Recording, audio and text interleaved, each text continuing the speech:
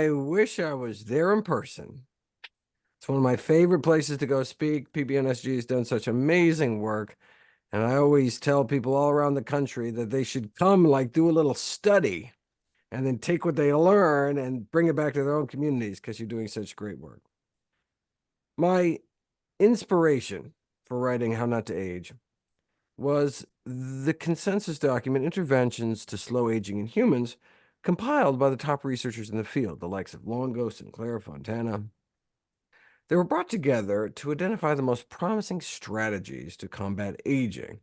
They identified a list of essential pathways.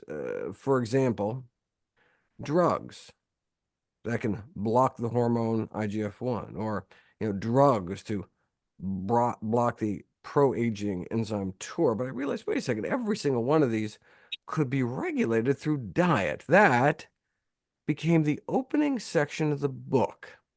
For example, boosting something called autophagy. At any given time, most of our cells are producing and assembling more than 10,000 distinct proteins, each of which can become misfolded or damaged at any time and require a cleanup on aisle 3. That's where autophagy comes in. From the Greek words for self-eating, it's a housekeeping process by which defective cellular components are broken down, scrapped for spare parts, doubles as both salvage operation and quality control, renewing our cells in a sort of cellular reset. As one review put it, the janitor is the undercover boss. Coffee can extend the lives of some rats, but what about people? Well, humans, we have observational research, but to date, almost about 20 studies have found more than 10 million people over time, and those drinking 3 cups of coffee a day had 13% lower risk of dying from all causes put together, and decaf appeared to be just as protective. So it's not the caffeine. Coffee contains more than 1,000 bioactive compounds. The polyphenol chlorogenic acid is the most abundant antioxidant in coffee, so the researchers started there and indeed found it able to enhance autophagy in human cells. More than 100 coffees have been tested, and chlorogenic acid levels vary by more than 30-fold. Interestingly, the major contributor to this widespread was Starbucks, with its extremely low antioxidant content, thought to be because they roast their beans so dark they destroy it. But how do the oldest and healthiest really eat and live?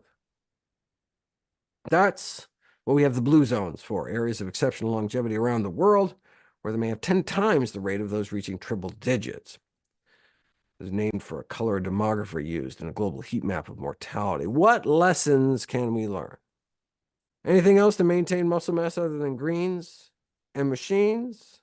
How about cocoa beans? Older men and women randomized to a single tablespoon of regular cocoa powder today experience a significant improvement in muscle mass, strength, and all 4 tests of physical performance. Savers turning back the clock, not with a drug or a DeLorean, but just by eating and living more healthily. What do I mean? Well, a midlife shift.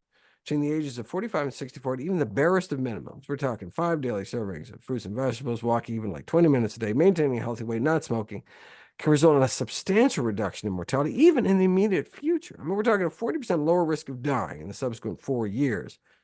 The researchers conclude that making the necessary changes to adhere to a healthy lifestyle is extremely worthwhile, and middle age is certainly not too late to act. You hold the power. Thank you so much, everybody. Yeah.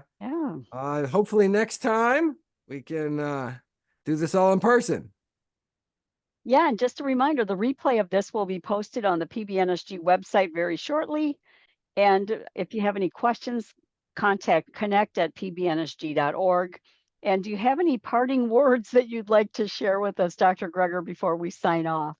Just the good news. We have tremendous power over our health, destiny, and longevity, and the vast majority of premature death and disability is preventable with a plant-based diet and other healthy lifestyle behaviors. Thanks so much, everybody. Have a wonderful night.